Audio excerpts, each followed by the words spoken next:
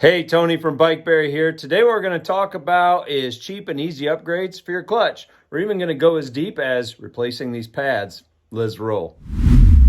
For cheap and easy upgrades on your clutch, the first place to start is levers. Now this is the one that comes with your kit. I love the locking mechanism on it. It seems to always stay. I don't really have a problem with it. I love it. There's really no complaint from me in the department of this lever. I've seen videos on people saying this could potentially wear out where this washer meets the end of this, this rod here. Now, one solution is you could solder that and that would be okay. I haven't had that problem, but I've seen some people potentially could. So overall, a very sturdy, reliable lever, which is why we give it to you in our kits. The adjustment screw, one note on that, this is not used to get your clutch mechanism in its optimum position. This is for when you're on the road and it starts to get a little slack on you and you need a quick adjustment. That's really all this is for. But if you don't have one of these, that's the one I tend to use all the time, so I would get one.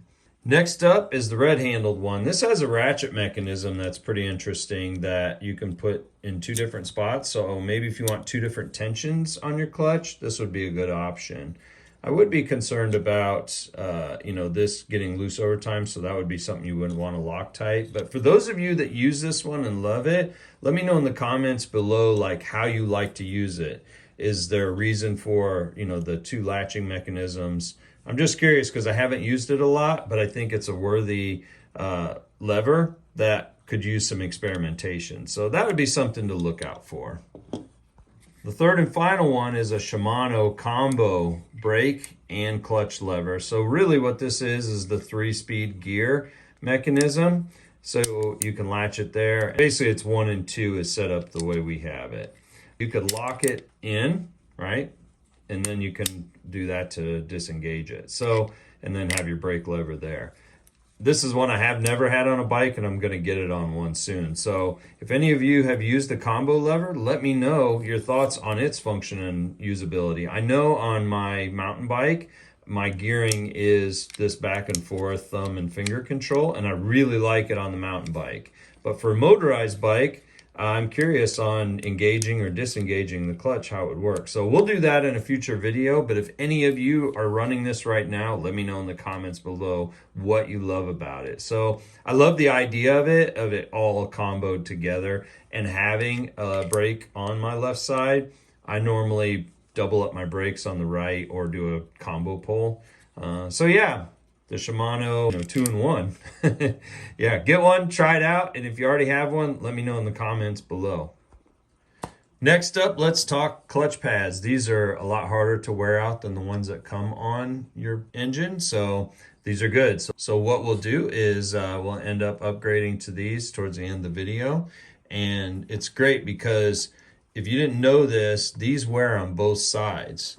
When this plate is brought in, it's not just getting friction here, it's actually on the back side, and they tend to wear really smooth on the back side because the plate is ground so smooth. So these work by squeezing two plates together, okay? That's how you get that good connection with your engine and your wheel.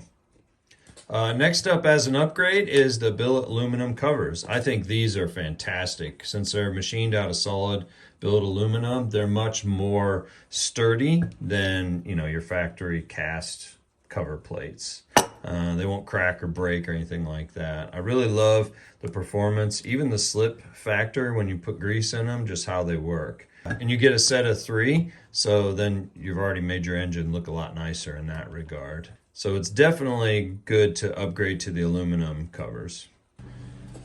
Now let's focus on replacing our clutch pads. So to remove your clutch plate, you can just pull this lever in and that will loosen up the flower nut so you can spin it off. But first, take the screw out, remove the flower nut.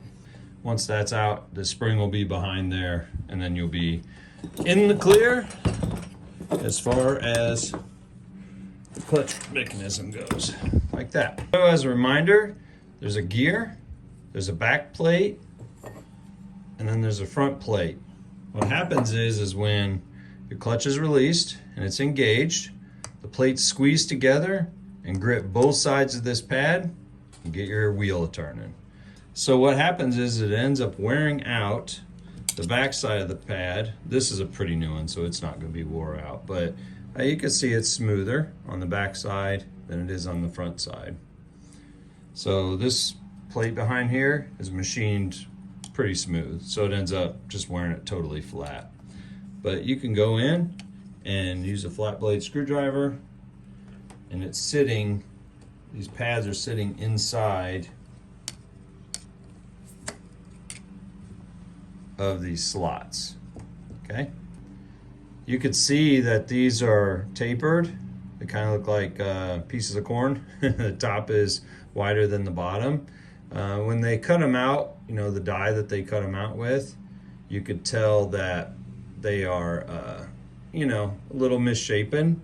So one of the things I saw on Little Evil's channel about a year ago was that he uses like vice grips and makes them, you know, basically open at a certain size. I don't have regular vice grips handy on me, but kind of going in and squeezing these to kind of get the raggedy edge off of them.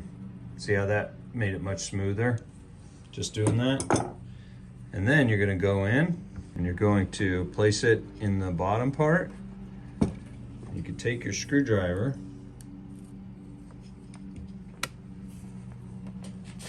and push it in. So let's do it again. Take our pliers, shape it,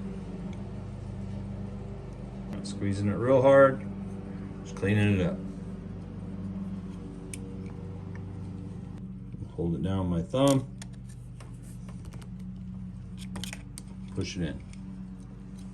See how easy that was? The top of it, bury it down in there, pop the next one out.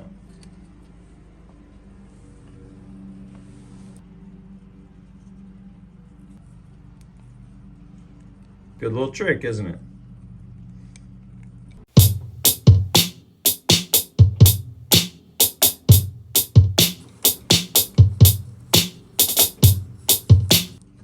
There we go, look at that.